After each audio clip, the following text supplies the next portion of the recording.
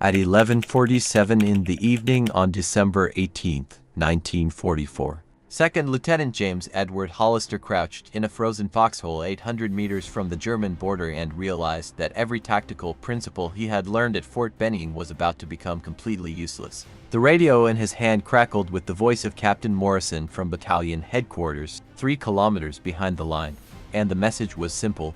120 German soldiers had just punched through the gap between Charlie and Dog companies, and Hollister's understrength platoon of 18 men was the only thing standing between that breakthrough force and the complete collapse of the entire regimental flank. Morrison's final words were delivered with the flat affect of a man reading a death sentence: "Hold until dawn or the whole sector folds." Then the radio went silent, leaving nothing but the whistle of wind through bare trees and the distant sound of German voices agonizing in the darkness. Hollister was 27 years old, a former high school mathematics teacher from a small town outside Pittsburgh who had volunteered 3 days after Pearl Harbor and spent 6 months in combat since Omaha Beach. He had survived the hedgerows of Normandy, where every field was a potential killing ground, the street fighting in St. Lay where snipers turned every window into a death trap, and the nightmare of the Hurricane Forest where his company had been shredded from 190 men to 43 in 11 days of fighting through mud, mines,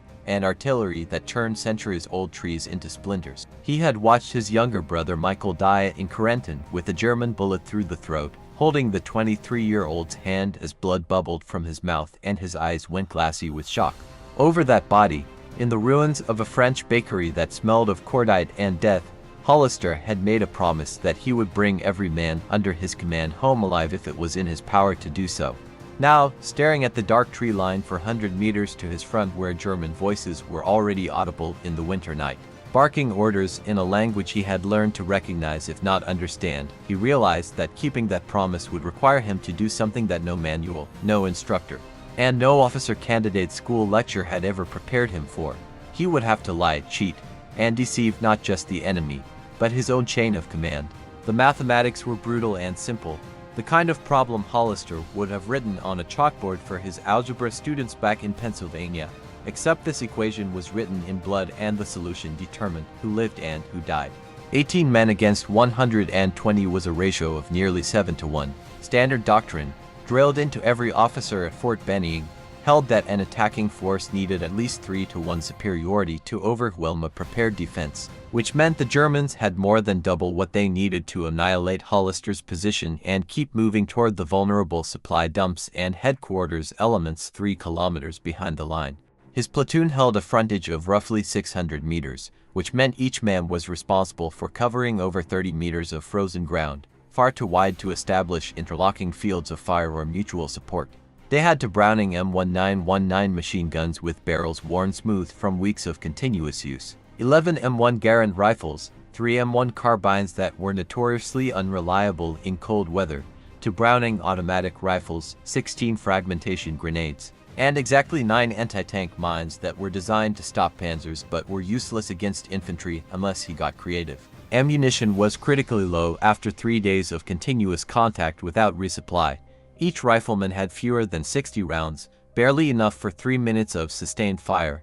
The machine guns had less than 500 rounds each when doctrine called for 2,000. And there was no resupply coming before dawn because every available truck was committed to moving fuel and ammunition to units engaged in heavier fighting 20 kilometers to the south. The ground was frozen hard enough to make digging additional positions impossible without jackhammers and explosives they did not have.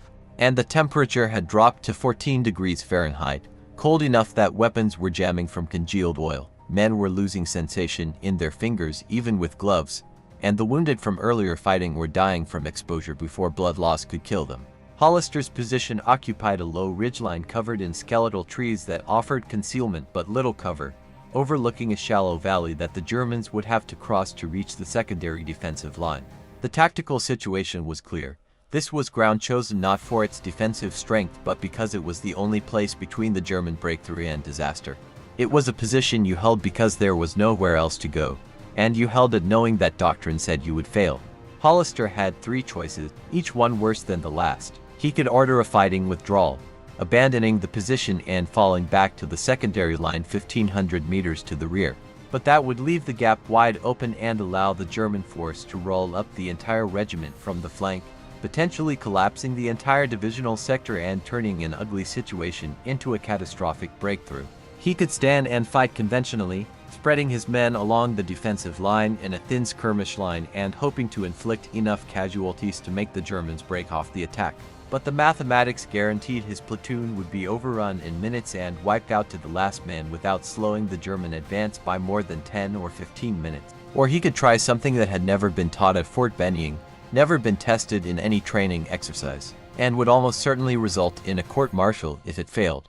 He could make the Germans believe they were attacking into a much larger force, channel them into a carefully prepared kill zone using deception and misdirection, and use psychological manipulation to multiply his effective strength by a factor of 10. It was insane. It violated every principle of honest command and transparent communication with higher headquarters, and it was the only option that gave his men even a remote chance of surviving the next 2 hours. The question was not whether the plan would work, because Hollister had no idea if it would, but whether he was willing to accept responsibility for what would happen if it failed. He made the decision in less than 30 seconds, the way you make decisions in combat when hesitation kills more surely than enemy fire. Then he gathered his 3 squad leaders in the command foxhole and began explaining a plan that would require them to trust him completely. Lie to their own artillery about enemy positions and distances, manipulate the dead to deceive the living, and turn the frozen Belgian forest into a theater of systematic psychological warfare. Staff Sergeant Karl Dietrich, a 32-year-old German-American from Milwaukee, who spoke fluent German and had already proven invaluable as an interrogator and scout, listened to the plan with an expressionless face and then asked the question Hollister had been dreading. "Sir, are you asking us to lie on the radio to get artillery support inside the safety zone?" Hollister looked at the older man, a combat veteran with a silver star and 2 Purple Hearts, who had survived North Africa and Sicily before transferring to the European theater, and answered with a truth that felt like swallowing broken glass. "Yes, because if we do not, we are all dead and the entire flank collapses, and I would rather face a court-martial than explain to your wife why I let you die following regulation." Dietrich held his gaze for a long moment, then nodded once and said, "Then we better make damn sure it works, because I do not want to get court-martialed and dead on the same day." The plan had 3 layers, each designed to exploit a different element of German tactical psychology and the specific circumstances of a night attack by troops who were operating in unfamiliar terrain. First, Hollister would create the illusion of a much larger defensive force by establishing fake positions using decoys and visual deception, using individual riflemen to simulate entire squads through coordinated fire patterns, and exploiting the darkness and limited visibility to make the Germans believe they were facing at least 2 or 3 platoons spread across a wide defensive front.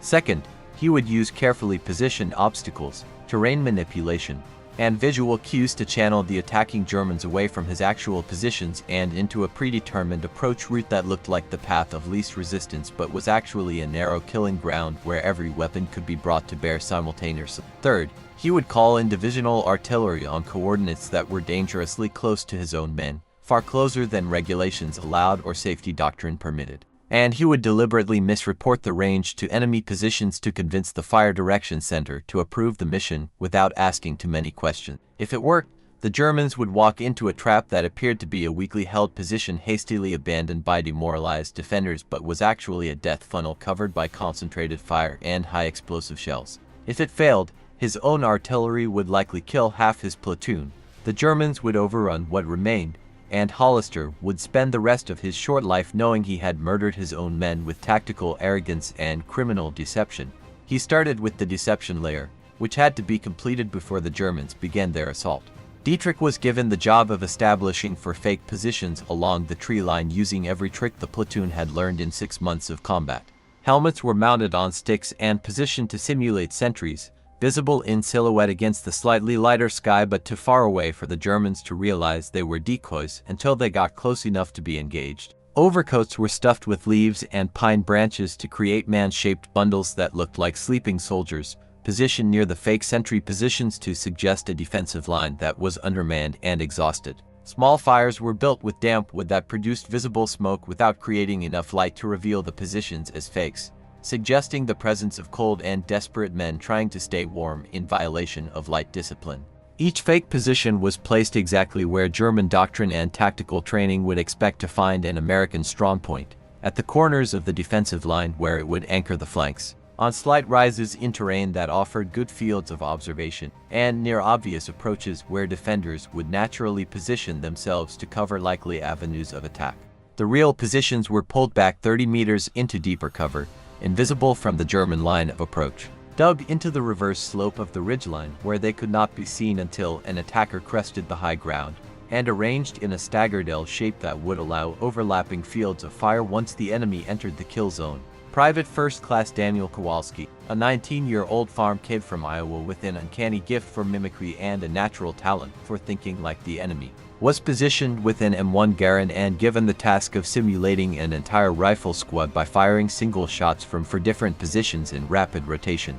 Hollister walked him through the technique step by step, explaining how he needed to fire 1 round from the first position, immediately move 10 meters to the second position while staying low and quiet, fire again after exactly 8 seconds, move to the third position, and repeat the pattern to create the impression of multiple shooters engaging targets from dispersed positions. 2 other riflemen, both veterans with enough experience to understand what Hollister was trying to achieve, were assigned the same task on opposite ends of the line. The effect, Hollister calculated based on his understanding of how German scouts reported contact, would make the Germans believe they were facing at least 30 to 40 defenders spread across a wide front in a conventional defensive posture, when in reality the actual firing positions were concentrated in a zone less than 100 meters wide that would become a crossfire kill zone once the trap was sprung. The 2 Browning machine guns were the key to the entire plan, the pivot on which everything else turned. Instead of placing them in the obvious positions where German doctrine would expect to find them, which would be the slight rises at either end of the defensive line with good fields of fire across the valley, Hollister ordered them and placed in defilade positions 40 meters behind the fake front line, dug into positions on the reverse slope where they were completely invisible from the German side but had clear lanes of fire across the kill zone at a shallow angle. The gunners, Corporal James Fisher and Private First Class Anthony Russo, were each given strict instructions that violated every instinct of a machine gunner. Do not fire until Hollister gave the signal by firing a red flare. Do not fire at targets of opportunity or at German scouts probing the position, and when they opened up, fire in short disciplined bursts of 5 to 7 rounds to conserve ammunition and avoid revealing their positions until the trap was fully sprung.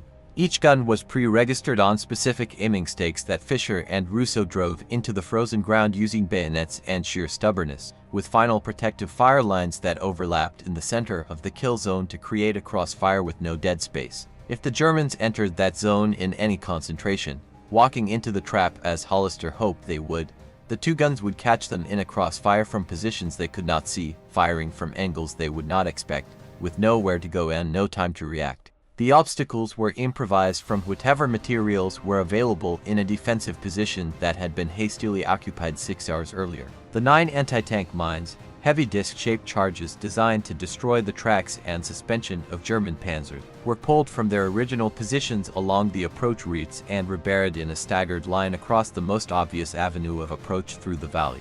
Hollister ordered them placed shallow, only 6 inches deep instead of the regulation 12, which meant that even the weight of a running man might trigger the pressure fuse and detonate the 7 kilograms of composition B explosive. It was a calculated risk, because the mines were not designed to be used this way and there was a real chance they would not function properly in the frozen ground. But Hollister was betting that the psychological effect of even 1 mine detonating would be worth the risk. Concertina wire that had been cut and abandoned during the previous day's fighting, left behind when another unit withdrew under pressure, was dragged into position by 4 men working in total silence and arranged in a loose V shape that appeared to be a gap in the defenses, a break in the wire that suggested hasty retreat or incompetent defensive preparation, but actually guided anyone passing through directly into the center of the kill zone like a funnel directing water into a drain. Fallen logs were positioned to create natural choke points that would slow an assault without being obvious enough to alert a careful enemy, forcing attacking troops to bunch up and lose their interval as they climbed over or went around the obstacles. The most disturbing part of the preparation, the element that made several of Hollister's men look at him with expressions he could not read, was the deliberate manipulation of corpses to enhance the deception. 3 German soldiers killed earlier that day during a brief firefight were deliberately moved from where they had fallen and positioned at locations that suggested a hasty American withdrawal, left behind in the panic of retreat. One body was placed near a fake position with its rifle lying a few meters away, suggesting an American defender who had been killed and left unrecovered. Another was positioned face down in the mud near the gap in the concertina wire, creating the impression of recent fighting and American casualties. The third was left sitting against a tree in a posture that could be mistaken from a distance as a wounded man waiting for evacuation.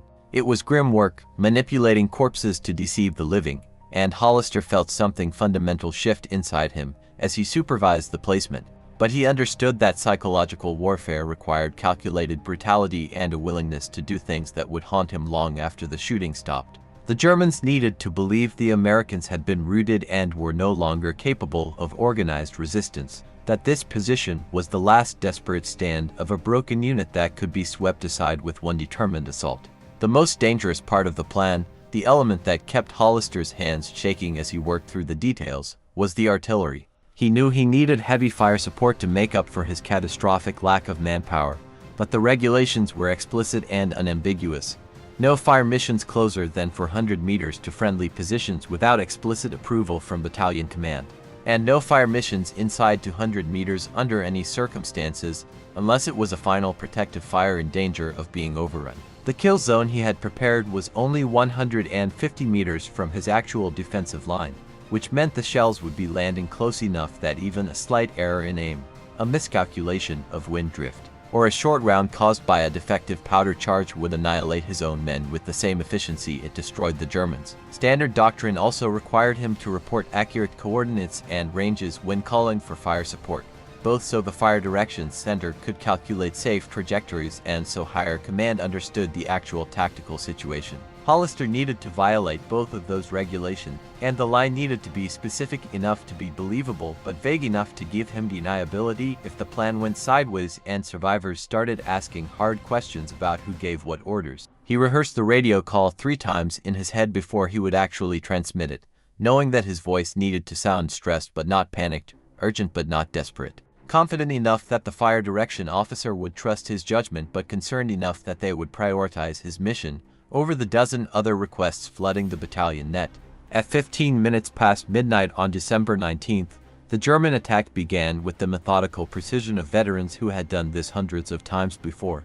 Hollister heard them before he saw them, the crunch of boots on frozen ground that carried clearly in the cold night air, the metallic clink of equipment as men checked weapons and ammunition, the low voices of squad leaders organizing their men in the darkness, speaking in German phrases that Dietrich quietly translated from his position 3 meters away. Spread out, watch for mines, officers say the Americans are running. Through the pale moonlight filtering through broken clouds, Hollister could make out the dark shapes of infantry moving in a loose skirmish line, advancing cautiously toward the American positions with the tactical discipline that came from surviving the Eastern Front. They were moving in textbook fashion according to German doctrine, using whatever cover and concealment the terrain offered, maintaining 5-meter intervals between men to reduce vulnerability to artillery and automatic weapons, and sending scouts forward in pairs to probe for resistance and identify defensive positions. These were not green recruits pulled from depot battalions or second-rate garrison troops transferred from occupation duty. These were combat veterans who moved with the confidence of men who had broken British positions in North Africa, shattered Soviet defenses at Kharkov, and knew exactly what they were doing. Hollister watched through his binoculars and forced himself to wait, every muscle in his body tense with the effort of not giving the order to fire. Every instinct screamed at him to open fire immediately, to hit them while they were still in the open and hadn't identified his actual positions, but he forced himself to hold and trust the plan. The deception only worked if the Germans committed fully to the attack, if they believed they were facing scattered resistance from a demoralized enemy and pushed forward into the kill zone without hesitation or caution. He watched as the lead German scouts, 2 men moving in practice coordination with one covering while the other advanced, reached the first fake position and paused. Through the binoculars, he could see them studying the helmet on the stick, the dying fire, the man-shaped bundle that was supposed to look like a sleeping soldier. One scout moved forward carefully, rifle raised, closing the distance to 10 meters. Then 5. Then he kicked the helmet, realized it was a fake, and shouted a warning in German that Dietrich translated in a whisper. Decoy position, they have abandoned this line. That was when Kowalski opened fire, following his instructions with the precision of a metronome.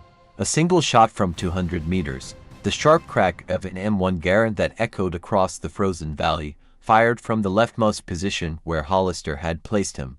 8 seconds later, another shot rang out from a position 30 meters to the right, and then another from the center, and then back to the first position in a rhythm that suggested multiple shooters engaging targets with careful aimed fire.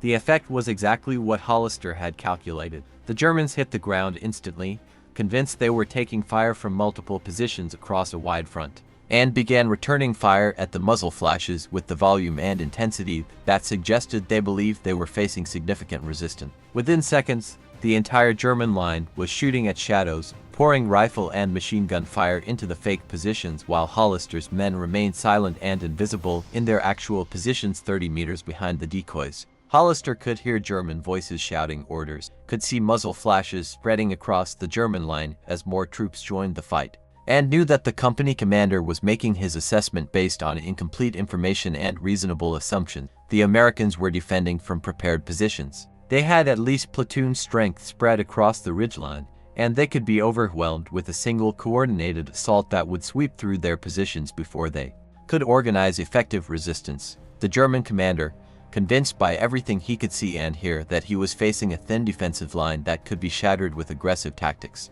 made the decision Hollister had been praying for. He ordered his entire force to fix bayonets and assault straight through the center. Hollister heard the order shouted in German across the valley, heard the response as squad leaders acknowledged and began organizing their men, and felt his heart hammering so hard he thought the Germans might hear it. This was the moment when the plan would either work or collapse into disaster.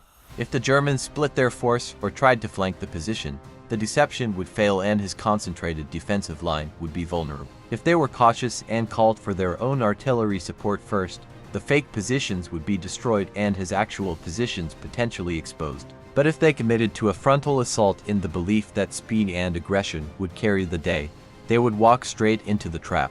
120 German soldiers rose from cover and began moving forward at a run, screaming and firing from the hip in the classic Eastern Front assault tactic that had broken Soviet positions from Stalingrad to Kursk. They came on in a wave, bunching up as the terrain and obstacles funneled them into the approach routes that Hollister had left open, moving fast and loud with the conviction that overwhelming violence would shatter American resistance. They poured through the gap in the concertina wire exactly as Hollister had planned, naturally following the path of least resistance, funneling into the kill zone like water flowing downhill.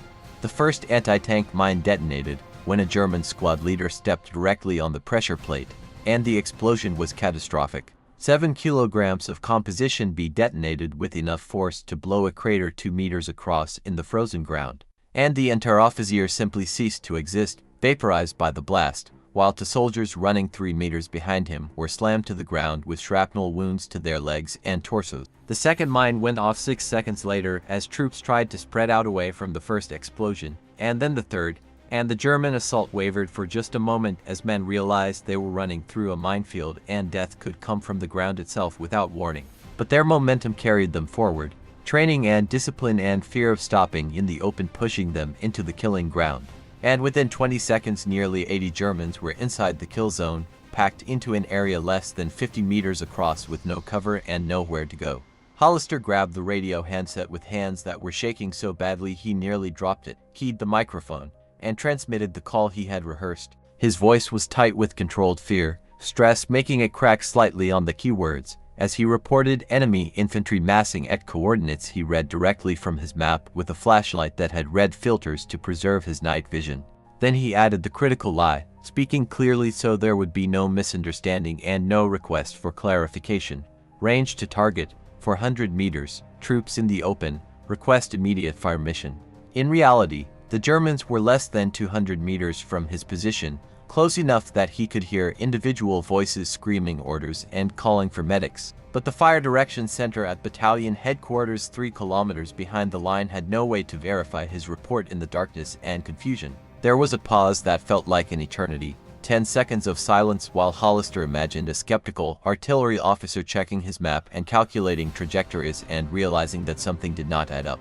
Then the radio crackled with the flat acknowledgement that meant the mission was approved. Shot out. Time of flight 22 seconds. Take cover. Hollister had less than half a minute before 6 105mm high explosive shells traveling in a ballistic arc at supersonic speed would impact his target zone. He used 15 seconds to scream the order for his men to get down into their foxholes and cover their ears. Another 5 seconds to repeat the order because he knew some of them had not heard him over the sound of gunfire and explosions. And the remaining 2 seconds to drop into his own foxhole and press his hands over his ears hard enough to hurt. The first salvo of divisional artillery hit the kill zone at 27 minutes past midnight. Exactly 14 seconds after the German assault reached its maximum concentration with troops packed shoulder to shoulder trying to move through the obstacles and around the mine craters. The effect was beyond anything Hollister had imagined or hoped for, beyond anything that training exercises or after-action reports had prepared him to witness. 6 shells impacted within a 50-meter radius in a pattern that suggested either extraordinary luck or divine intervention, air bursting 5 meters above the packed German infantry with a sound that erased thought itself. The overpressure alone, the shock wave of compressed air moving faster than sound, killed 11 men outright without leaving a mark on their bodies, collapsing lungs and rupturing eardrums and stopping hearts through sheer physical force. The shrapnel, thousands of steel fragments moving at velocities that turned them into invisible blades, killed 23 more in the first 3 seconds, scything through the packed ranks like a harvesting machine cutting wheat. Men were shredded where they stood, torn apart by metal moving too fast to see, reduced from living human beings to unrecognizable wreckage in the space of a heartbeat. The concussion threw men 10 meters through the air as if they weighed nothing, slamming them into trees and frozen ground hard enough to shatter bones and rupture internal organs even if the shrapnel missed them entirely. Hollister felt the blast wave wash over his position even at 150 meters, a physical wall of pressure that made his vision blur and his teeth ache and his chest compress as if a giant hand was squeezing him. Dirt and debris rained down on his foxhole, small stones and frozen clods of earth that pattered on his helmet like deadly hail. 2 of his own men were hit by shell fragments that traveled farther than the safety calculations predicted, high-velocity metal that arced through the air and found flesh even at distances that should have been safe. Private Marcus Webb took a piece of shrapnel the size of a man's thumb through the meat of his shoulder, punching through his field jacket and lodging against his scapula where it burned like a brand. Private First Class Eugene O'Malley lost 3 fingers on his left hand when a white-hot fragment sliced through his foxhole at an angle no one could have predicted, severing the digits so cleanly that for several seconds he simply stared at his hand in incomprehension before the pain and shock set in and he started screaming. Before the German survivors could recover, before the men who were still capable of conscious thought could process what had just happened and organize any kind of response, Hollister fired the red flare that was the signal for his machine guns to open fire.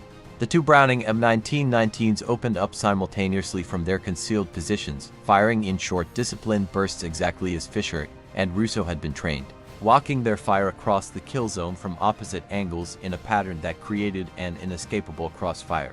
The overlapping fire caught the surviving Germans in a tactical situation that no amount of training or combat experience could overcome, trapped in an open kill zone with no cover, taking fire from positions they could not see, caught in a crossfire that made any direction of movement equally deadly. Men tried to run and were cut down by fire from angles they had not expected.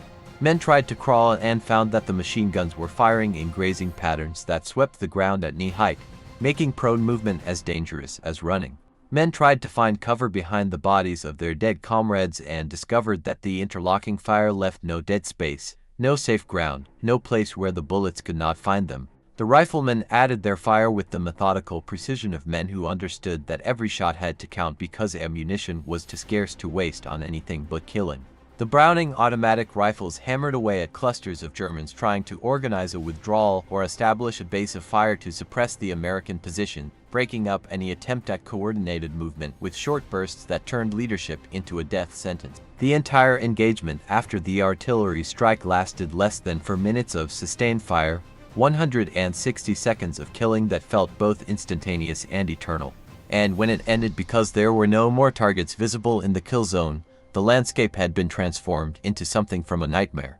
Bodies lay in windows and piles where the artillery had caught them in formation, twisted into postures that looked impossible for living flesh. Wounded men screamed in the darkness, calling for medics and mothers and God in voices that would echo in Hollister's memory for decades. Men stumbled in circles with their eardrums blown out and their vision gone, walking blindly through the carnage, unable to hear the warnings shouted by their surviving comrades. Hollister forced himself to watch through his binoculars, forced himself to count and assess because that was his job and his responsibility. And what he saw made him understand that he had just orchestrated something that would define him for the rest of his life, whether he wanted it to or not.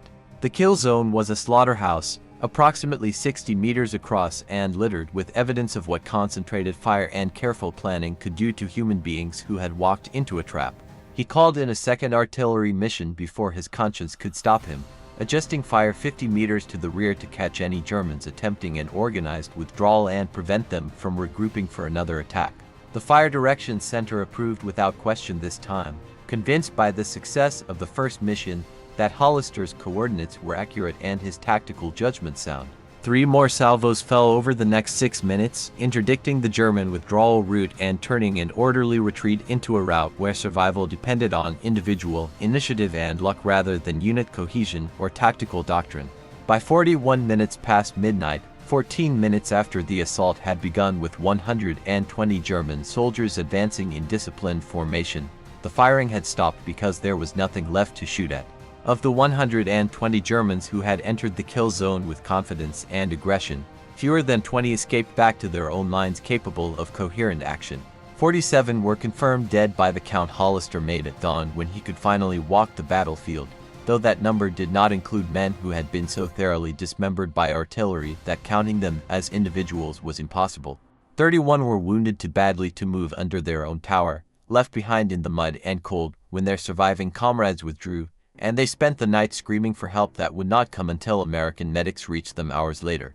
The remainder had either surrendered immediately by throwing down their weapons and raising their hands, or were wandering in shock through the forest, unable to remember their names or understand what had happened. Hollister's platoon had held the line with the loss of 2 men killed by shrapnel from the same artillery strike that devastated the Germans, and 5 wounded, 3 of them by their own supporting fires. By any objective military standard, it was a triumph, a tactical victory that would be studied and analyzed and held up as an example of what could be accomplished through careful planning and deception. By any human standard, it was a horror that would mark everyone who participated in it. The silence that followed was worse than the battle, more oppressive and haunting than the cacophony of gunfire and explosion. Hollister walked through his positions in the pre-dawn darkness, moving from foxhole to check on his men, and found them staring at him with expressions he could not read and was not sure he wanted to understand. Some looked at him with something like awe, the kind of expression you would give to someone who had just performed an impossible feat that defied belief.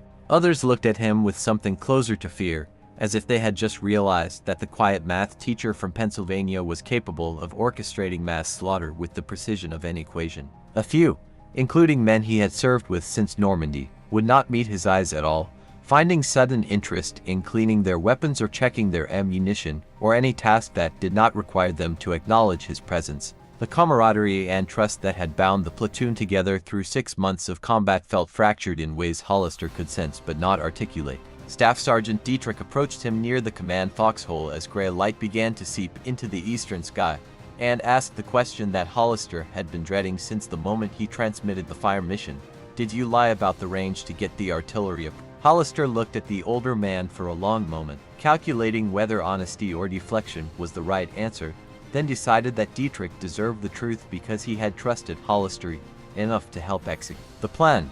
He nodded once, a small gesture that felt like signing a confession. Dietrich's expression did not change, but something shifted in his eyes, some fundamental reassessment of the man he was looking at. He said nothing for several seconds, then turned and walked away without another word, and Hollister understood with absolute clarity that whatever trust and respect had existed between them had been fundamentally and perhaps irreparably altered. You could win a battle and still lose something that could never be recovered, a lesson they did not teach at Fort Benning. At 6:30 in the morning, as full daylight revealed the scope of what had happened during the night, Captain Morrison arrived with a relief platoon and a medic carrying supplies that were already too late for two of Hollister's men. Morrison was a career officer who had been in the Army since 1936, and he walked through the kill zone with Hollister in silence, counting bodies and documenting the carnage with a small notebook and a camera. When he finished, after 30 minutes of walking among the dead and listening to the sounds of wounded Germans being treated by American medics, he turned to Hollister with an expression that mixed genuine admiration and profound unease. The captain asked the obvious question, the one that would need to be answered for the after-action report and potentially for higher command. How exactly did 18 men manage to hold against overwhelming odds and inflict casualties at a ratio of better than 6-1?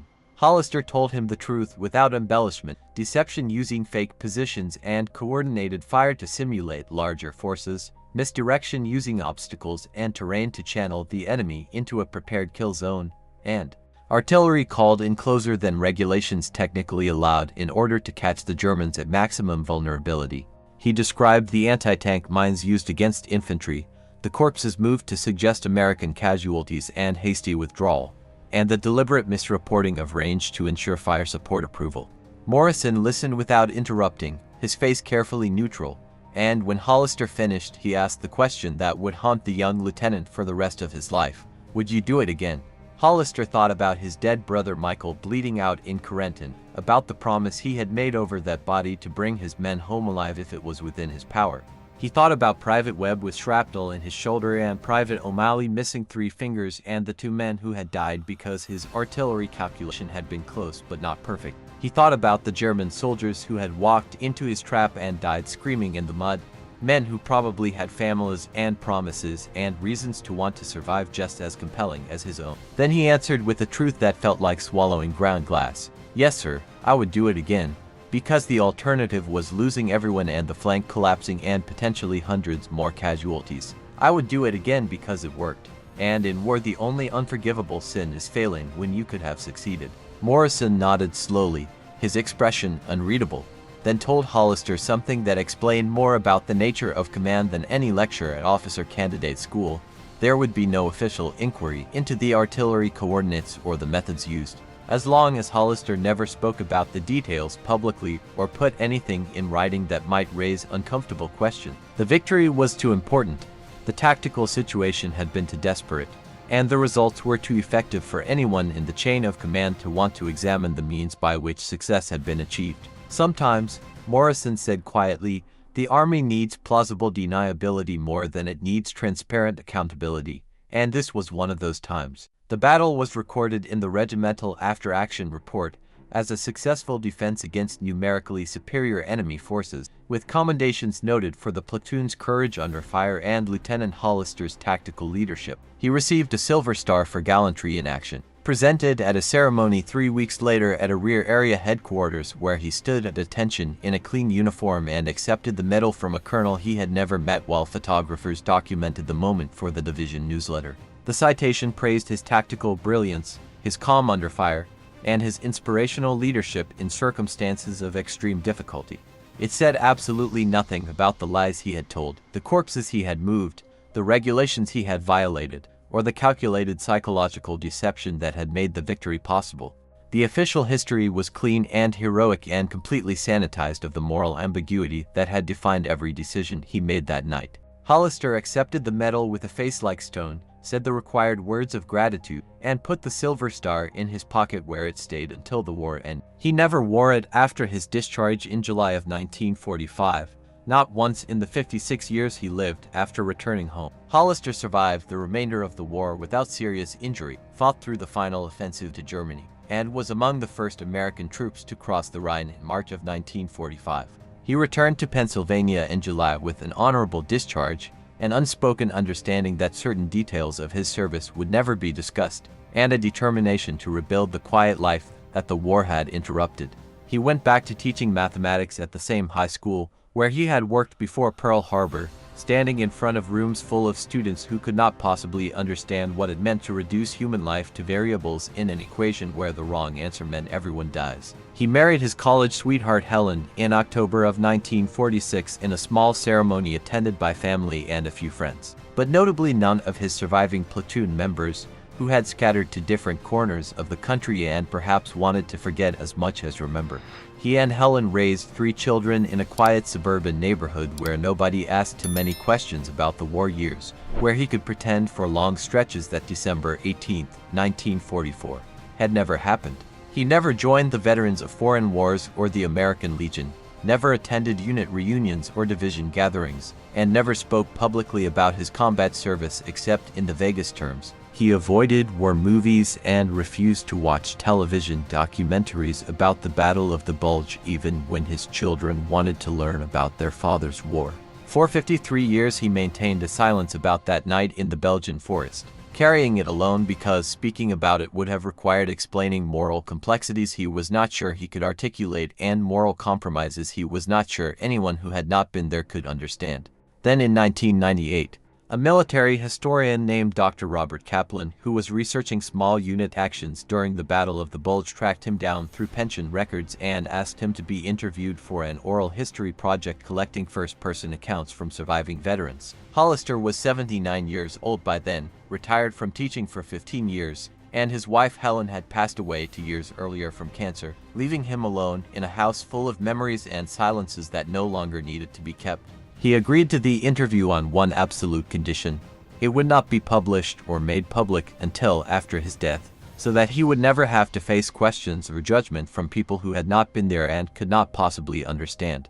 Over 3 sessions in his living room, with a tape recorder running and Dr. Kaplan asking careful questions, Hollister described the night of December 18th in detail for the first time in 54 years. He talked about the mathematics of desperation, the brutal calculus that reduced human beings to numbers in tactical equations. He explained the psychology of deception, how understanding what the Germans expected to see allowed him to show them exactly what they wanted to believe. He described the moral weight of command decisions that saved American lives by violating every principle of honest warfare and transparent communication. He talked about the faces of his men after the battle, the way some of them had looked at him with expressions that made him feel less like a hero and more like someone who had done something fundamentally wrong even if it had been tactically necessary. He described the weight of the Silver Star sitting in his desk drawer for decades, a piece of metal he could not bring himself to wear because it represented a triumph that felt inseparable from dishonor. The historian asked him directly if he felt the deception was justified, and Hollister gave an answer that captured the moral complexity of a war fought by ordinary men in impossible circumstances better than any textbook or doctrinal manual. Justified is the wrong word, he said, because justification implies a clean choice between right and wrong, and that night there were no clean choices, only degrees of terrible. What I did was necessary, and necessary is not the same thing as right. It was effective, and effective is not the same thing as moral. It saved lives, and saving lives by lying about how you did it does not erase the lie. I have spent 54 years trying to determine whether I should be proud of that night or ashamed of it, and the only conclusion I have reached is that it can be both at the same time, that success and dishonor are not mutually exclusive, and that war forces you to make choices that cannot be evaluated using the moral frameworks that apply to normal life. I did what I believed I had to do. I kept my promise to bring my men home. And I have paid for that decision every day since with the knowledge that I am not the person I thought I was before that night. Hollister died in his sleep on March 15, 2001, at the age of 84, 3 years after giving his interview to Dr. Kaplan. His children found the Silver Star while going through his effects, stored in a small wooden box in his basement workshop, wrapped in tissue paper next to his discharge papers and a faded photograph of his platoon taken in Belgium in January of 1945. 18 faces stared out from that photograph, young men in dirty uniforms standing in the snow with weapons and exhaustion and the particular look that comes from having survived something that should have killed you. Written on the back in Hollister's precise handwriting was a single sentence: these men held the line. There was no mention of how they had held it, no reference to the deception, or the lies, or the artillery called danger close, or the moral compromises that had made survival possible. Just the bald statement of outcome, stripped of method and context and complexity, the way official histories record victory without examining its cost. The tactical innovation Hollister employed that night was never formally adopted into United States Army doctrine during his lifetime, but elements of it appeared in training manuals and tactical publications after the war under innocuous headings like economy of force operations, deception techniques, and psychological warfare application. The idea of using coordinated fire from dispersed positions to simulate larger units became a standard technique in defensive operations taught at Fort Benning and other infantry schools. The practice of calling artillery danger close to friendly positions was eventually codified with proper safeguards, communication protocols, and safety procedures after too many incidents of friendly fire made it clear that desperation tactics needed formal guidelines. The use of decoy positions and psychological manipulation of enemy decision-making became central to Cold War-era tactical thinking, incorporated into special forces training and unconventional warfare doctrine. None of these developments credited Hollister by name, because his after-action report had been deliberately vague about methods and his superiors had maintained plausible deniability about the details. But military historians who studied the engagement recognized the fingerprints of his improvisational genius in later doctrinal evolution. Dr. Kaplan published Hollister's oral history in 2003 as part of a larger collection of interviews with World War II veterans titled The Weight of Necessity: Combat Leadership and Moral Complexity. The chapter devoted to the December 18th engagement was called The Mathematics of Desperation, and it became one of the most widely cited accounts of small unit tactical innovation under impossible conditions. Military academies, including West Point, Fort Benning, and the Marine Corps University at Quantico, used it as a case study in leadership ethics, creating seminar discussions and written exercises that debated whether Hollister's decisions represented admirable tactical flexibility or a dangerous precedent for dishonest command. There was no consensus among the military professionals who studied it, because the questions Hollister faced that night admitted no easy answers and no clean resolution. Some argued that deception was a legitimate weapon of war, no different in principle from the British dummy tanks and fake radio traffic used to deceive the Germans before D-Day, or the Soviet maskirovka that concealed defensive positions at Kursk. Others contended that lying to your own chain of command about danger close artillery crossed a moral line that no tactical success could justify, that it violated the trust between soldiers and officers that made coordinated action possible. War, as Hollister had discovered in that frozen Belgian forest, was not a problem that could be solved with mathematics alone. It required calculation, yes, but also intuition, deception, moral compromise, and the willingness to accept ambiguity as the price of keeping 18 men alive against 120. The battlefield itself was reclaimed by Forrest decades ago, absorbed back into the landscape as if that night had never happened. The foxholes Hollister's men dug have long since filled in with decades of falling leaves and erosion. The kill zone where German soldiers died screaming has been overgrown with new trees that have no memory of what fertilized their roots.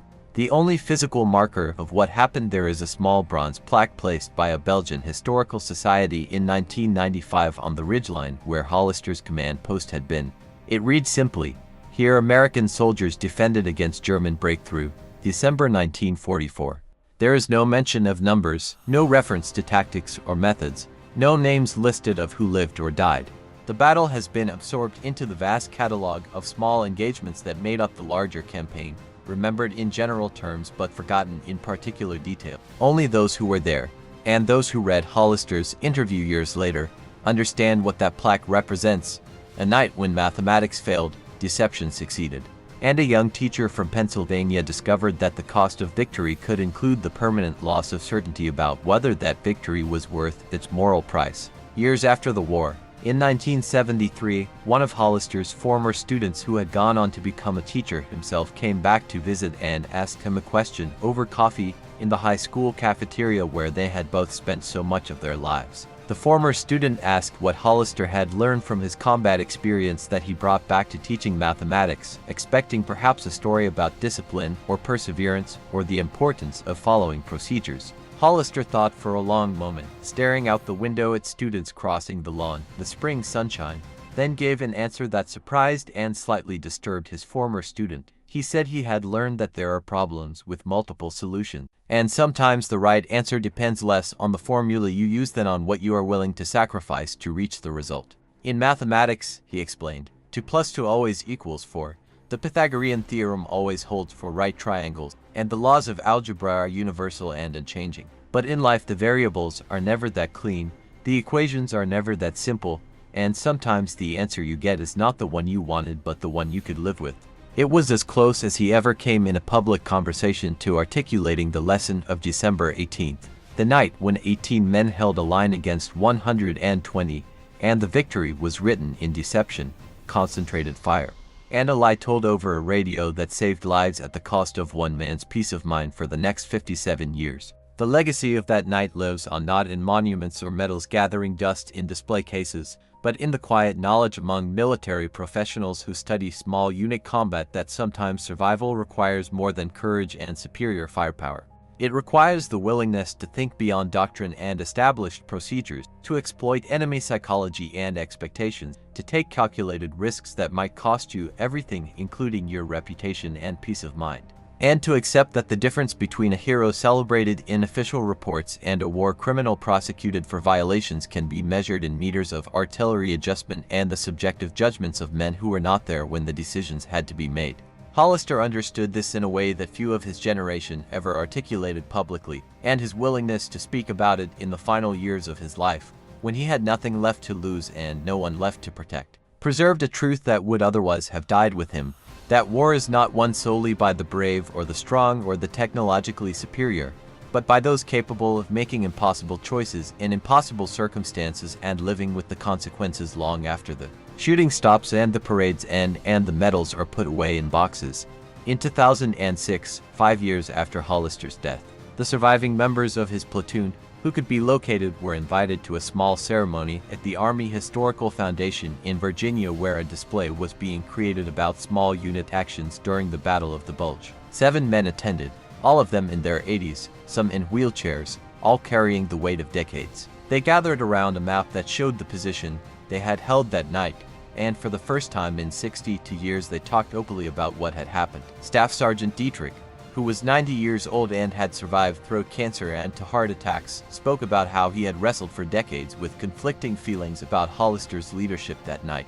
He said he had been angry initially about the deception, feeling manipulated and lied to, but over time he had come to understand that Hollister had carried the moral burden alone so that his men did not have to. The lieutenant had made the hard decisions, told the necessary lies, and accepted the consequences without spreading the guilt to those who had simply followed orders. That, Dietrich said quietly, was a kind of leadership that deserved recognition even if it could never be officially celebrated. Private First Class Kowalski, the farm kid from Iowa who had simulated an entire rifle squad with his carefully timed shots, spoke about how that night had taught him something about himself that he had never forgotten, that he was capable of functioning under impossible pressure, that his mind could stay clear when death was seconds away, and that the training and trust in his leaders had carried him through when his own courage faltered. He had gone back to farming after the war, never spoke about his service except in the vaguest terms, and raised 5 children who knew their father had been in the war but had no idea what he had done or endured.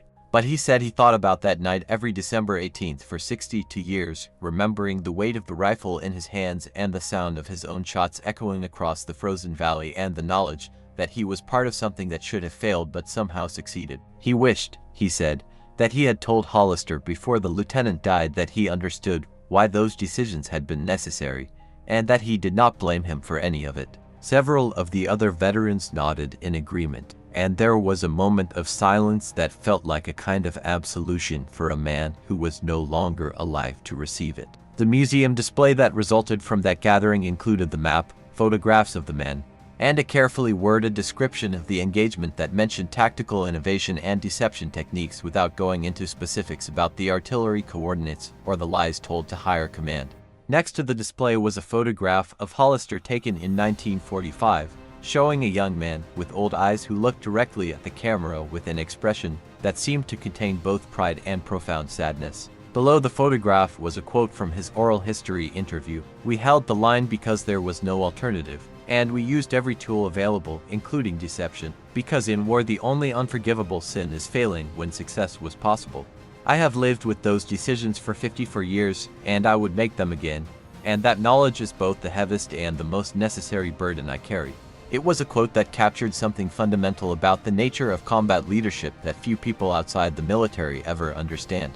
That the men and women who make life and death decisions under impossible pressure often carry the moral weight of those decisions for the rest of their lives, even when the decisions were tactically correct and strategically necessary.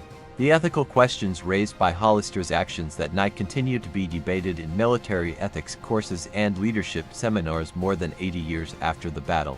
Is deception of the enemy morally equivalent to deception of your own command? Does the successful outcome justify the violation of regulations designed to prevent friendly fire casualties? Can a leader who lies to achieve tactical success still be considered honorable? Where is the line between tactical flexibility and criminal deception, and who gets to draw that line? These questions have no universally accepted answers, because they touch on fundamental tensions between results and methods, between effectiveness and integrity, between individual lives and institutional trust.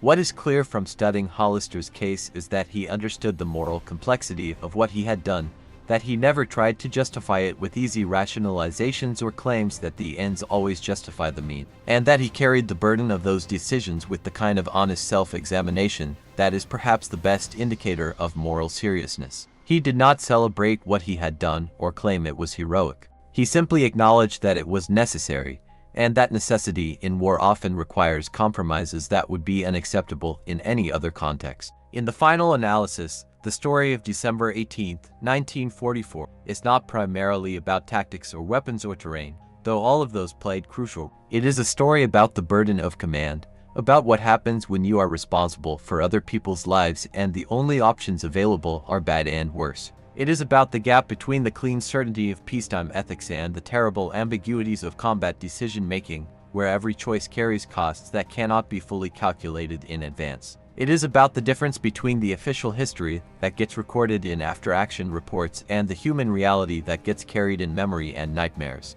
And it is ultimately about the question that haunted James Edward Hollister for 57 years after that frozen night in Belgium. When you save lives through deception and calculated dishonesty, when you keep your promises by violating principles you were taught to hold sacred, when you win by methods you cannot fully defend in moral terms, what exactly have you won and what have you lost? Hollister never found a satisfying answer to that question, and perhaps there is no satisfying answer to be found, only the recognition that war forces people to make choices that cannot be judged by peacetime standards and must instead be evaluated by the impossible standard of whether there was any better option available in that moment with that information and those stakes. The 18 men who held that line are mostly gone now, claimed by time and age and the inevitable mortality that awaits even those who survive impossible odds. Their names are listed in the division history and on memorial walls and in databases of veterans who served. Most of them lived quiet lives after the war, returned to families and jobs and communities that had no frame of reference for what they had experienced. They carried their memories privately, sharing them rarely and only with others who had been there or who had experienced similar trials in other battles. But their story, preserved in Hollister's oral history and in the after-action reports and in the memories of the few who remain, stands as a testament to what is possible when ordinary men face extraordinary circumstances with courage, creativity, and a willingness to accept moral complexity as the price of survival. They held a line that doctrine said could not be held, defeated an enemy that mathematics said they could not defeat, and survived a night that probability said they should not survive. And they did it not through conventional tactics or superior equipment or overwhelming force, but through deception, psychological manipulation, and the calculated exploitation of enemy expectations by a leader willing to shoulder the moral burden of methods that could never be officially acknowledged or celebrated. That is the legacy of December 18, 1944. Not a clean story of heroism and triumph, but a complicated truth about war and leadership and the compromises that survival sometimes demands. It is a story that deserves to be remembered not because it makes us feel good about what people are capable of achieving, but because it forces us to confront the uncomfortable reality that what people achieve in war often comes at costs that cannot be measured in casualties alone. James Edward Hollister kept his promise to bring his men home alive, and that promise cost him 57 years of wrestling with the question of whether the methods he used to keep it were justified by the outcome. He never reached a conclusion that satisfied him, and perhaps that uncertainty, that refusal to embrace easy certainty about moral complexity, is the most honest and most important part of his legacy. If this story moved you, help keep these forgotten World War II skies alive by liking this video, sharing it with a friend who loves history, and subscribing so you don't miss the next untold mission.